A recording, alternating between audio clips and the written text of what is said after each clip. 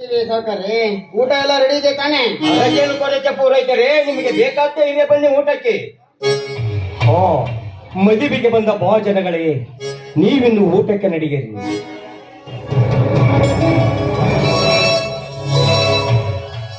ಶಿವಣ್ಣ, ರಮೇಶ, ನಾನು ಹೇಳಿದ ಮಾತು ಎಲ್ಲ ಜ್ಞಾಪಕದಲ್ಲಿದೆ ತಾನೆ. ನೀವಿನ್ನು ಊಟ ಮಾಡಿಕೊಂಡು ನಿಮ್ಮ ಮನೆಗೆ ಹೋಗಬಹುದು.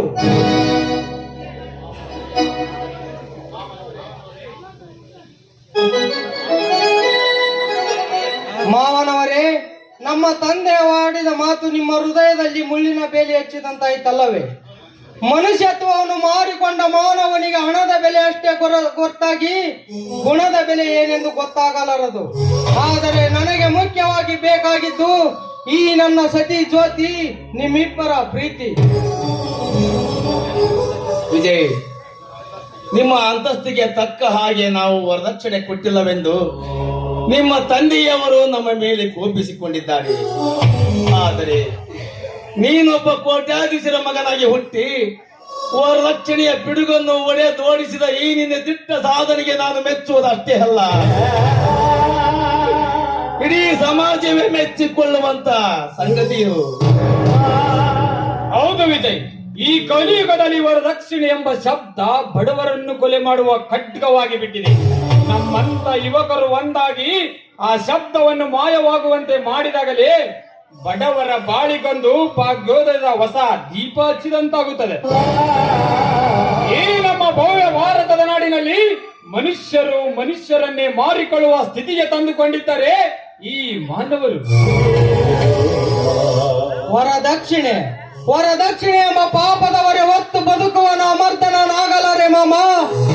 ದುಡ್ಡಾಳಿ ದುಡ್ಡಿಗೆ ಆಸೆ ಬಿದ್ದು ತಮ್ಮ ಮಾನವೀಯತೆಯನ್ನು ಒಂದು ಹೆಣ್ಣಿಗೆ ಮಾರಿಕೊಳ್ಳುವ ಈ ಸಮಾಜದ ಸಂಪ್ರದಾಯಕ್ಕೆ ನನ್ನ ಧಿಕ್ಕಾರ. ವರನೆಂಬ ಮಹಾಶಯ ತನ್ನ ಸಿರಿ ಸಂಪತ್ತಿನ ಐಶ್ವರ್ಯದಲ್ಲಿ ಮೆರೆಯುತ್ತಿದ್ದರೂ ಕೂಡ ವರದಕ್ಷಿಣೆ ಆಸೆಗೆ ಬಾಯಿ ಬಿಡುವ ಇಂಥ ಸಮಾಜಘಾತುಕರ ಸಂಘಕ್ಕೆ ಹೆಣ್ಣು ಯಾವ ಧಿಕ್ಕಾರ ಹೇಳಬೇಕು? ಜೀವನದಲ್ಲಿ ಬಾಳ ಸಂಗಾತಿಯಾಗಿ ಬಂದು ಬಾಳು ಕೊಡುವ ಮಡದಿಗೆ ತಮ್ಮ ಮನವನ್ನೇ ಮಾರಿಕೊಳ್ಳುವ ಈ ಪದ್ಧತಿಗೆ ಯಾವ ದಾರಿ ಇಲ್ಲದಂತಾಗಿದೆ ಈ ಸಮಾಜದಲ್ಲಿ. ಈ ಹೇಳುವ ಮಾತು 100% ಸತ್ಯವಿದೆ ವಿಜಯ್. ಯಾಕಂದ್ರೆ ಸಮಾಜದಲ್ಲಿ ಒಂದು ಹೆಣ್ಣು ಮದುವೆಯಾಗಿ ಗಂಡನ ಮನೆ ಸೇರಬೇಕಾದರೆ ವರದಕ್ಷಿಣೆ ಎಂಬ ಪ್ರವಾಹದಿಂದ ಸಿಲುಕಿ ಎಷ್ಟೋ ಸ್ತ್ರೀಯರು ಕೆರೆ ಬಾವಿ ಹಳ್ಳಗಳಿಗೆ ಹಾರಿ ಗಂಗಾ ಮಾತೆ ಮಡಿಲಲ್ಲಿ ಮಡಿದು ಹೋಗಿದ್ದಾರೆ.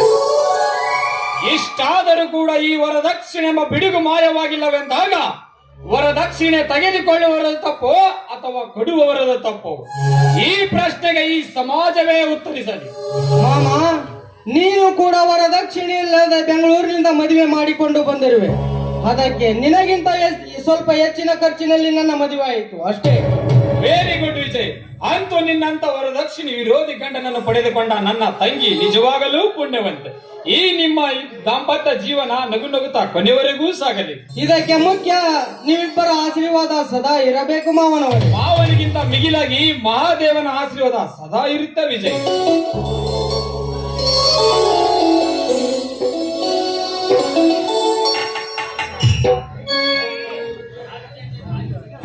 ತಂಗಿ ಹೋಗಿ ಬಾರವ್ವ, ತವರಿನ ಹೆಸರು ತಾರವ್ವ, ಗಂಡನ ಮನೆಯ ಸೌಭಾಗ್ಯದ ಜ್ಯೋತಿ ಆಗಿ ಬೆಳಗವ್ವ. ತಂಗಿ ಹೋಗಿ ಬಾರವ್ವ.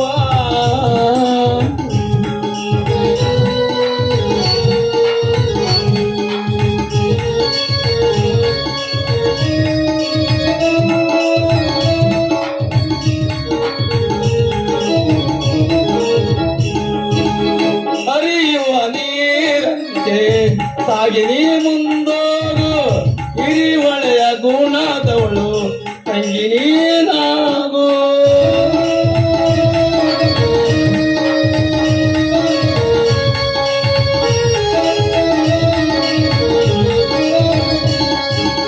ನಂಬಿ ಬಂದವರಿಗೆ ನೀನು ನೆರಳಾಗು, ನಿನ್ನಯ ಗಂಡನ ಮನೆಯ ತಂಗಿ ನೀನು ಬೆಳಗು. ಆಲುಂಡ ತವರ ಬಿಟ್ಟು ಒಂಟಿ ದಿವಾರಿ ಅಣ್ಣನ ಹೀರಕ್ಕೆ, ಆಲುಂಡ ತವರ ಬಿಟ್ಟು ಒಂಟಿ ದಿವಾರಿ ಅಣ್ಣನ ಹೀರಕ್ಕೆ, ಅಡೆದಡೆ